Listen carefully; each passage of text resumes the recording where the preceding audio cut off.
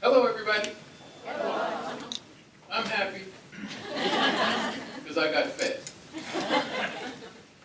So that's one of the important facets of good parent engagement, feed them. I have a rule with the fatherhood groups that I do, no more pizza. And that's some pretty good stuff there. Thank you so much. I'm happy to be with you folks tonight, and I just want to give you a little preview of some of the basic elements of partnering. We talk a lot about family engagement, but sometimes engagement sounds a little top-down. When we got our grant in Manchester for the parent engagement, we got a 5-year grant and $750,000 a year, which helped us to really kickstart our parent engagement. But when we decided on the title for the office, we call it the Office of Family and Community Partnerships. And partnerships is a little different than engagement. Engagement sounds a little top-down. Like, we're going to ask you to do some stuff with us or for us.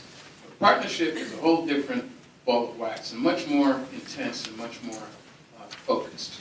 I think if you're going to be a partner, you have to share in the responsibility. And if you're going to be a partner, I don't know that you can be a good partner if you're not going to do some leadership. So counting on parents to provide some leadership, along with staff, is a very important piece. So we all come with our differences. We come with our challenges. All of our communities have differences. Manchester is quite a diverse community, and I'm sure this one is. And every community seems to be getting more and more diverse.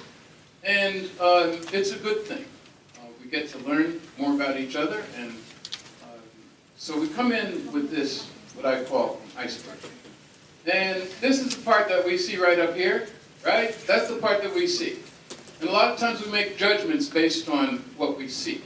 We make judgments and we think about the expectations that we have for folks based on what we see. What we don't see is the stuff down on the bottom here. It's good to know that even if you don't know what's down on the bottom, you at least know that there's something there down on the bottom. And a lot of times parents will come to us in our organizations, in our agencies, in our state organizations, and they will come based on their deficits. And sometimes parents think of themselves and look at themselves through a deficit lens. And sometimes we as staff folks look at parents through that same deficit lens. Why? Because we've heard the same story over and over and over again. But there's more to it than just deficits. There are also assets. Sometimes we have to dig a little harder for the assets to try to find out what they are. It's my responsibility as a facilitator in working with parents. I call it scratch them a little bit so that they see the gold that is within themselves. Everybody's got something really good inside. And if we approach parents with that kind of an optimism, it'll make all the difference in the development of a relationship with them. So everyone has assets. We all have deficits. Once we discover the assets, then we can understand that somebody has potential. And that's when the work starts getting done. And that's when the good partnership starts happening. And that's when we find out about each other and that there are things to do, and somebody's got some more skills that are different and sometimes better than mine. So think about a person who is the most challenging you ever had to work with. Now, I'm not talking about your husband or your wife now. I'm talking about somebody who is very challenging, a parent, a staff member, a neighbor, somebody. You think about that person and you think, my goodness, I thought I would lose my mind. But now I want you to think about, what kind of asset did they have? Did they have an asset? Did something pop out to you in your discovery during your relationship with them, where all of a sudden you discover, you know what? It's not all deficits. There's an asset somewhere there. If we begin to think in those terms consistently, we'll get a whole lot more pleasure out of our relationships with folks. And we'll understand them and they will understand us. So it's important to think about not just the deficits, but think about the assets, but also think about their potential. So our brains are kind of funny. And we put stuff in boxes. And we categorize stuff in order to have brain efficiency.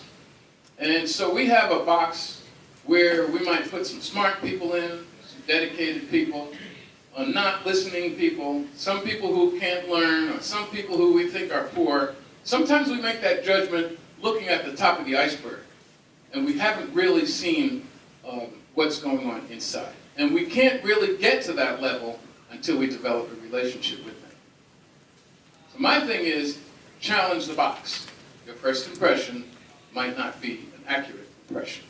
You may think of a whole class of people and put them in a certain box. Or you may think of a whole race of people, or a whole ethnic group, or a whole people from a certain country, and label them and put them in a particular box without really thinking through, maybe there's something more, maybe there's something else.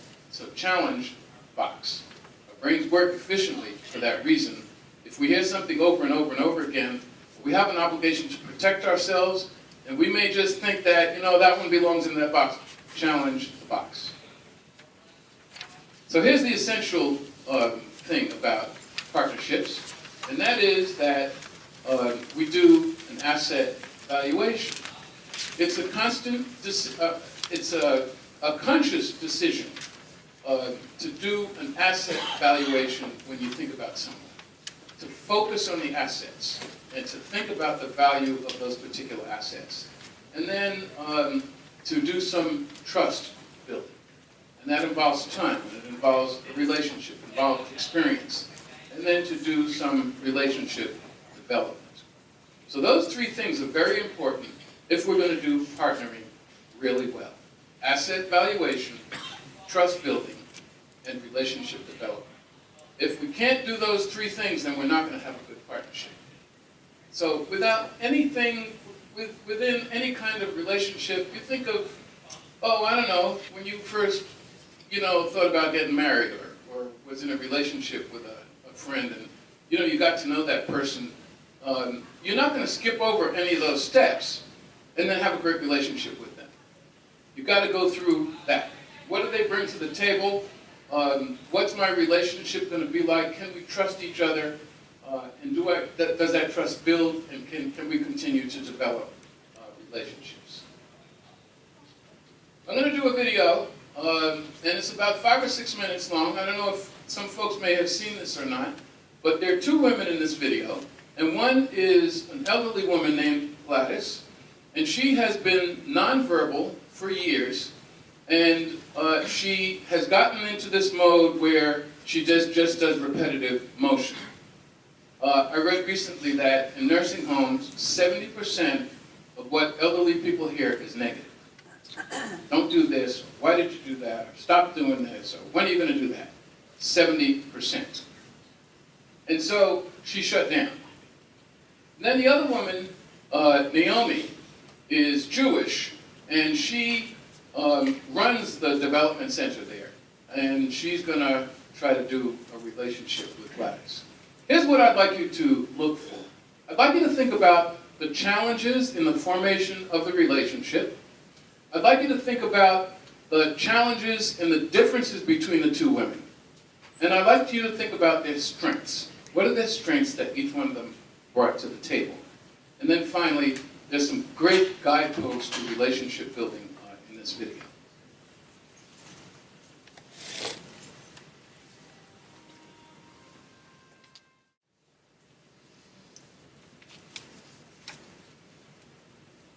Well, there's not much to say, is there? So that's how to do a relationship. That's how to connect with someone. So you validate them, and you validate who they are and what they are and where they came from. And you celebrate it. And you move with them slowly. It's a process. It doesn't happen all at once, but it's a process. And it requires a certain amount of tenacity. Why? Because you honestly, absolutely believe that there's something in there. She didn't go in there thinking that, well, I'm going to just pass her by, just like a whole lot of other people probably did over the years. I'm not going to get anything out of her, so I'll just kind of pass her by. And sometimes we do that with each other and with folks that come into our buildings, or sometimes parents do it with staff. We just pass each other by. but to know deep down inside that there's something inside there that I'm going to go after, and I'm going to connect with it, and I'm going to figure it out. So she did a whole bunch of things to make it happen. They had huge differences together. They were different races, they were different religions. One was Christian, the other was Jewish. They came from different cultures. They probably heard different songs. I don't know if in the synagogue they sing "Jesus Loves Me." I don't think so, right? I don't think so. They had different health statuses. Their living environments were probably very different. So there's a lot of differences. And sometimes we can focus on them to the detriment of actually developing a relationship. And then the physical relationship. They had an emotional relationship. They had a spiritual relationship. They had a musical relationship. Respectful. She said, "Mrs. Wilson, may I?" She could have called her Gladys, right? She could have easily called her Gladys, but she was respectful to her. And then there's strategies that she used. She used eye contact and proximity. Some things you cannot do from a distance, right? You might send an email, or you might send home a letter in a backpack, but there's nothing like face-to-face contact. Does it take extra time and effort? Absolutely. If you want to do a relationship well, it involves a considerable amount of investment, and it involves a lot of time to do relationships well. And then emotional pacing and mirrored movement, and then vulnerability, right? You take a risk. When you want to do a relationship with somebody, somebody's got to take the first step. Somebody's got to take a risk. If you don't think it's going to pay off, you will not allow yourself to be vulnerable, and you'll protect yourself from getting hurt. But to take that step and be vulnerable, on the other side of it, some really, really great things can happen. And then those mirror neurons, they became one. When she pulled her to her, how'd you like that, right? Did you ever have that experience? When I first started doing fatherhood work in Manchester 20 years ago, I would come home at 9:30 at night, and my wife would be sitting around waiting up for me, watching some, I don't know, TV or something. And I'd walk in the door, and I'd say, "Babe, I got paid tonight, I got paid." And she said, "Doug, you're a volunteer." But the pay for me was the connection. And the pay for me was when the guys got it. When they had this epiphany. When they had the realization that something clicked inside of them, and all of a sudden they realized their own worth, especially to their children. And they realized that, you know what, I can do this. Wherever I came from, whatever happened in the past, I can work through that and come out on the other side of it ready to support my family in the way that I should. So that was the pay for me. It's still the pay to this day. And so there was an inside awakening, and a breakthrough, and healing, and reconciliation. All of those things can take place. And when you think about building relationships with families and partnering with them, they get a tremendous benefit from that. And I know that for a fact because I hear it from other folks. When something really good happens and somebody that they might not have thought would connect with them connects with them, something really, really good happens. And that's what I call transformational leadership. Now, we can dump information on folks, we can hand out flyers, we can give statistics out, and we can tell them all kinds of things, a to-do list, but the relationship building will result in transformational leadership when you're a part that somebody is actually transformed. And she was transformed, right? All that stuff deep down in her heart there, and nobody was around to help her get it out until Gladys came along. Gladys had to do some homework, right? She had to do some homework, find out what that woman liked, find out what her history was, find out what songs she could relate to, and then memorize the songs and keep them in tune and keep them on beat. That's a lot of work. And relationship building is a lot of work, but the return on investment is tremendous. And so transformational leadership is what we look for. This image, it's actually a sculpture made out of steel that was in a Burning Man event out somewhere out west. And they do a lot of crazy things out there. Sometimes they come up with something good.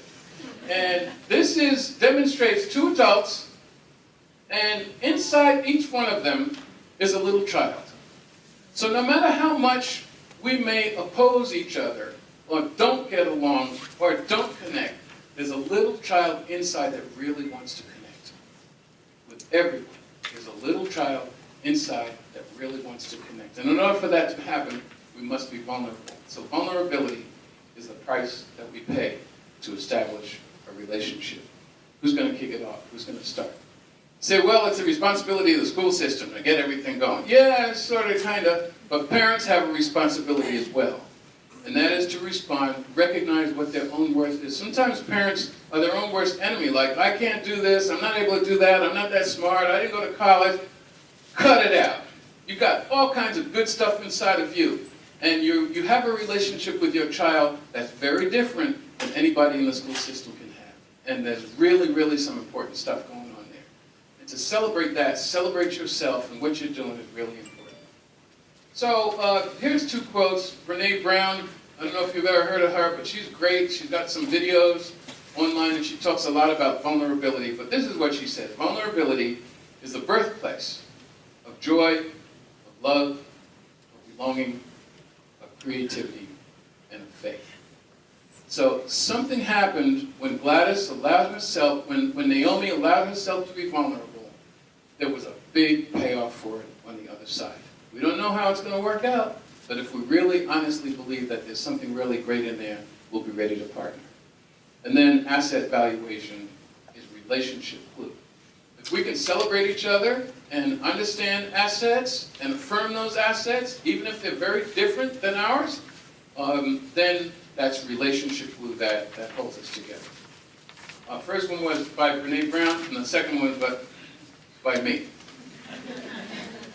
So we have some soft skills, personal attributes that someone can enable someone to interact effectively and harmoniously with people. Soft skills are very, very important. It's important to have them and to continue to work on them. Folks with soft skills, if they have hard skills along with the soft skills, they do a whole lot better than somebody that only has hard skills.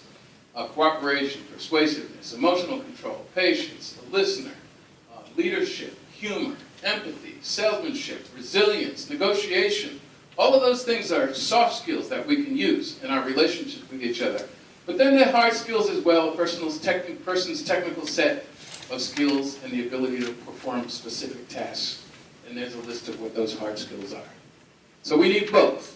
We need both. Sometimes in our professionalism, we go with the hard skills.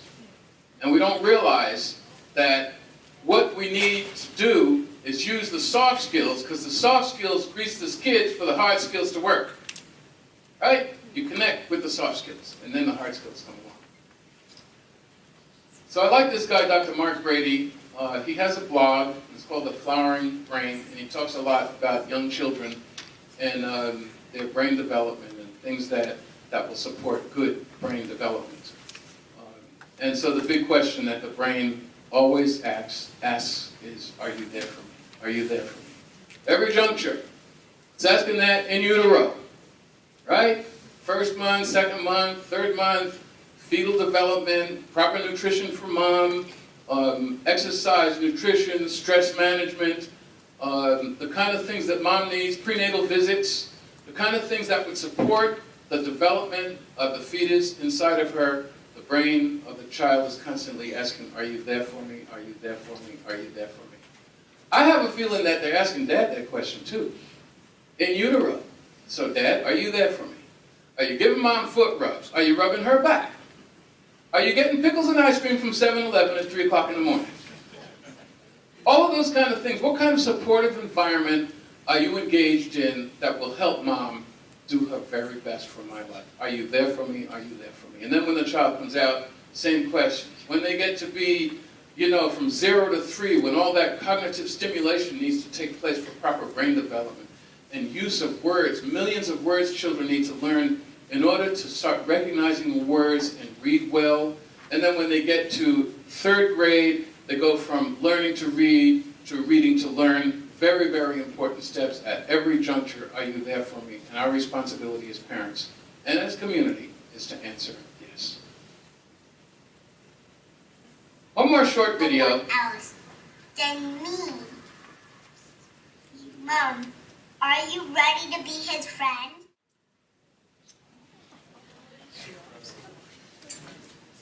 So she wasn't using a teleprompter. She's 6 years old. Her parents are going through a divorce. and she had something to say. So when you think about little kids, and you think about their assets, and you think about what's inside of them, sometimes we don't even know until we allow them that opportunity to open up and express themselves. And she had some really deep stuff, right? A lot about the heart. And really, this relationship development is heart stuff.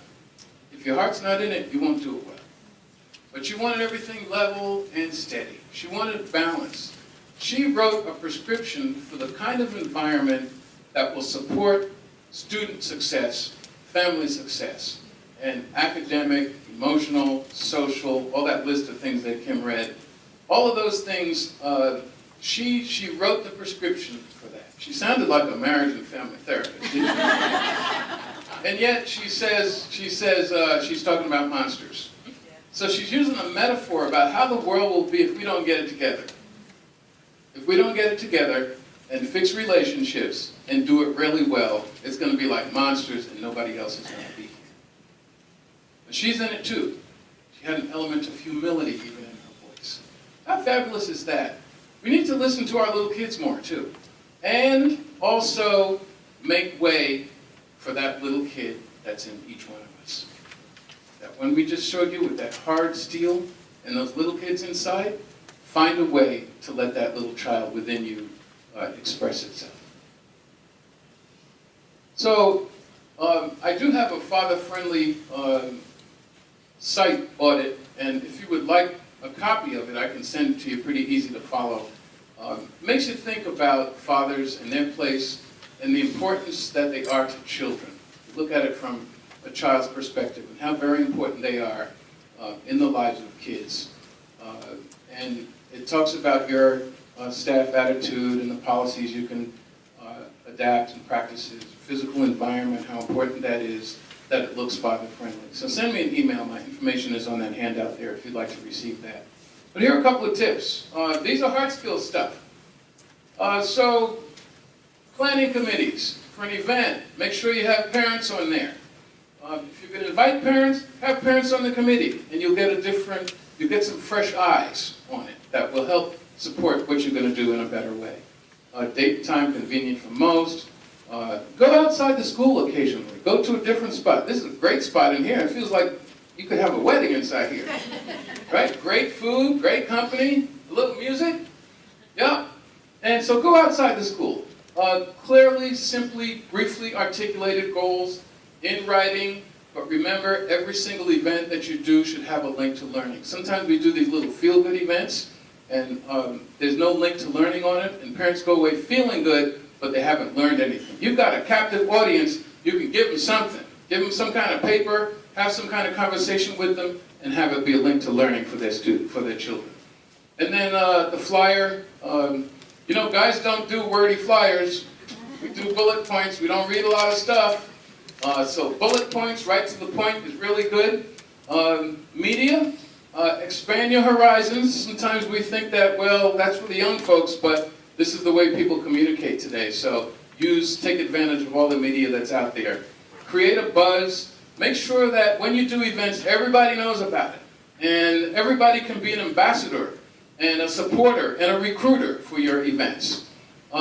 Name tags. You got great name tags here. So I like name tags with names big, bold, so you don't have to like stare at anybody to see it. You can see it from across the room. You think that's meaningless? That has to do with great relationship development because you're going to remember somebody's name. And then food, of course. Food. We got food. A mingle time, relationship building. We had a little mingle time in here. You're hitting on a bunch of good stuff here, Kim. And then introductions, take time, personal time out to do that. And then icebreakers, asset evaluation, trust building, relationship development. Do things that will promote the relationship. Continue to focus on what the goal is in the relationship building. So I'm going to speed through these because I'm out of time.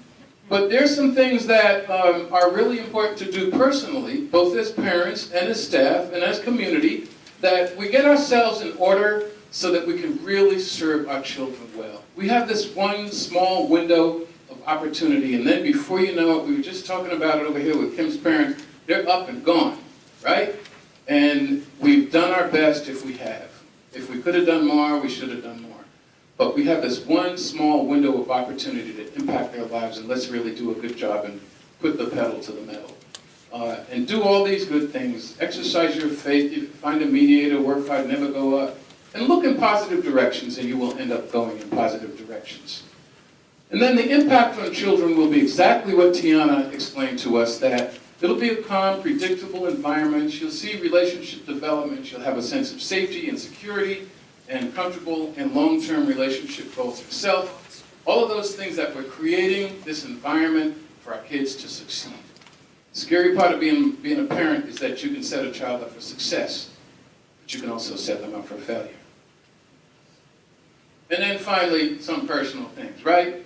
Sometimes we lose track of that stuff. We don't say thank you enough. We just automatically just assume, okay, it's going to happen. So we don't say I love you. Do we say I love you much? You do? Some people do? Yeah? A lot? Okay, let's say it together. I love you. I love you. Oh, I love you too. Thank you. See, that wasn't hard. But sometimes we get out of practice. And to say thank you and then write a love note. How many people have romance schedules? Okay, here's a guy. All right. So that's important. If you want to nurture a relationship, you'll have a romance schedule. Right? Somebody that's close to you, just like putting water on a plant or putting plant food in it. Some people squirt this stuff on there and they wipe each leaf off and polish it and shine it. Right? Really important stuff. If you value it, you will really take really good care of it. And then spontaneity and sing, dance, play music, buy chocolate, flowers, jewelry, hug and kiss often. You know, guys, give it a credit card, guys. Hey, baby, take it. Just go. Right, if you don't have a credit card, then you Stop and Shop card or something. It might not work as well, but it's worth a try. It's the thought that counts. And finally, make a forever commitment, but celebrate, celebrate, celebrate. This provides an environment for kids to thrive. And that's what I'm aiming at, that parents can figure out how to co-parent together and then be a really great partner with the school system and bring something to the table that will support kids in their learning and in their goals for life. So thank you very much. I much appreciate spending the time with you, and we're going to call up our panel now to have a little further discussion.